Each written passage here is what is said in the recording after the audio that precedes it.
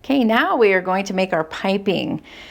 As you can see, I've got the piping added right along the top edge of our mat pocket. Now, piping is one of those things that we're not going to go buy this at the store. We're going to make our own. And this is definitely one of those things that looks like you've done something hard, but it's actually going to be really easy. What I've done on both of these quilts, I've got piping on the edge of this one before that binding. And on this quilt, I've done the same thing. And doesn't that add a nice accent of color and just a really nice edge to that quilt? So that's what I want you to think of when you're doing this project. This could easily be the edge of any quilt that you do. This is going to be just as easy. So in order to make our piping, I've cut some strips of fabric that are 1.5 inch strips. And these can be just along the straight grain of the fabric. They don't need to be cut on the bias. But for example, sometimes maybe you have a striped fabric and you want to cut that on the bias, because then you'll have this nice little striped angle for your piping. So pretty much the way that you cut out your 1.5 inch strips are going to have to do with the look that you want. When I sew the piping for our project today, I'm just going to be sewing a strip that's long enough for the front of the pocket. But if I needed to do a lot of piping to go around a whole quilt, I am just going to sew these strips together end to end, and then I press the seam open and nice and flat. So again, I'm going to use a shorter stitch length when I sew these two together. Also, I'm probably going to use a matching thread. Today, when we make our piping, I have a contrasting thread in the sewing machine, so you'll be able to see right where that sewing is and get a better idea of how you're going to do it. So remember that we are going to use our nice, strong nylon cord. I'm going to just cut a piece that's going to be plenty long for the front of our pocket. Now, one thing that this cord likes to do is sometimes it likes to unravel. So if I do cut a piece off, then I just tie a little knot in the end of that. This just helps so it doesn't ravel.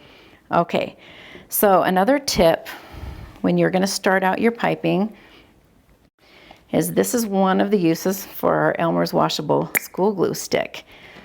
I'm just going to put a little dab of Elmer's at the top of this strip of fabric, and this is just going to hold our cord in place. That's the only use that this has.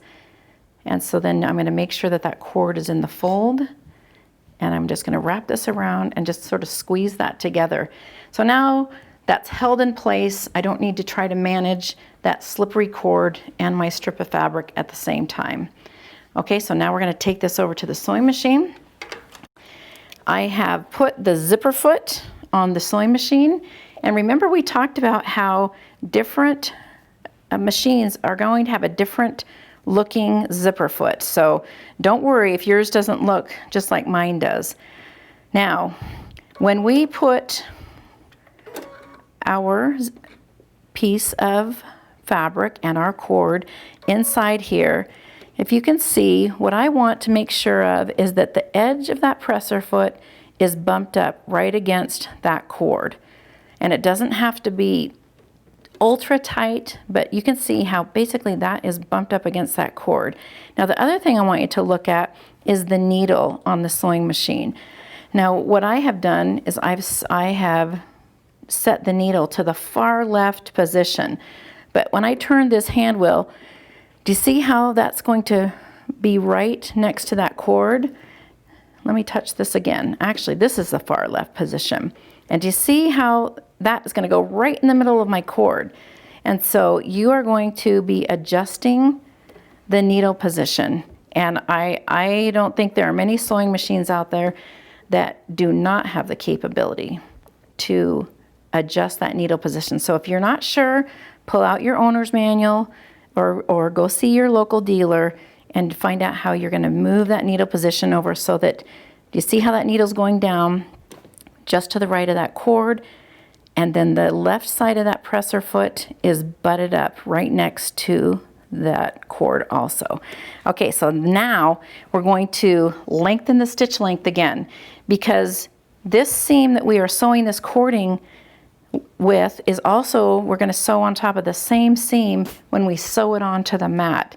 So I'm going to change my stitch length to probably a 3.5, and then I go kind of slow during this part, you know, just to make sure, every now and then stopping to double check that that cord is in fact in the fold of that fabric. The edge of the zipper foot really takes care of that pretty well, but it's nice to just double check that as you're sewing along and just making sure. See how easy that is? You're just going to keep sewing until you have as much piping as you need. Let's see how we're doing here. Oh, well, we got to go a little bit farther. So let's keep going. Make sure this is in the fold. There we go. One thing you do want to be a little bit careful of is to not stretch your fabric. It's kind of easy to stretch that fabric because we are trying to keep the cording inside there. And so just try to remember to be easy on the fabric and just make sure that it's not getting stretched too much. Okay, good. Here we come to the end. Okay. So now I want to show you what this is looking like. So that is where the edge of your stitching should be, just kind of butted right up along the edge of that cord. All right, so now we have plenty of piping made for the edge of our quilt. I'm going to leave these glasses on. Let me just trim this off, let go of the rest of that cording or piping. Okay, so now we have made this beautiful piping. That was a lot easier than you thought it would be, I bet. Now, when we are going to add piping to the edge of our quilt, what we want is to have piping with a 1/4 inch seam allowance. Because when we sew the binding on the edge of the quilt, we are going to sew that binding on with a 1/4 inch seam allowance.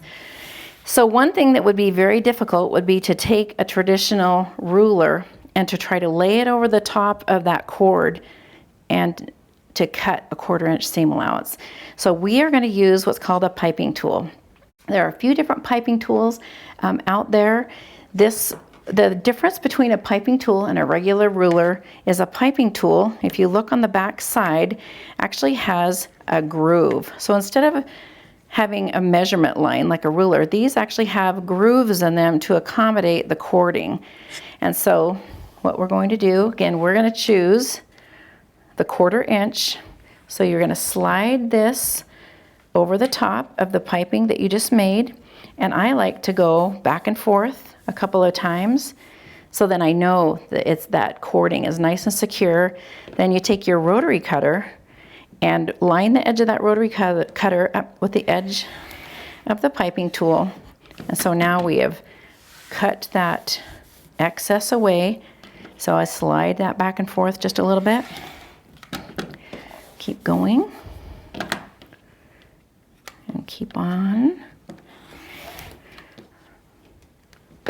Isn't that nice? So now what we've got is some beautiful piping that you made all by yourself with a 1/4 inch seam allowance, and this is ready to add to the edge of the quilt.